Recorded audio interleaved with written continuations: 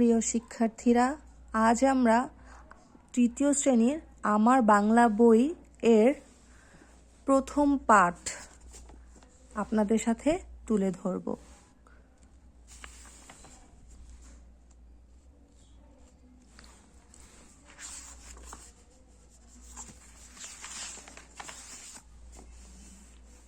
এই যে এখানে সূচিপত্র, প্রথম পাঠে আছে আমাদের কথা।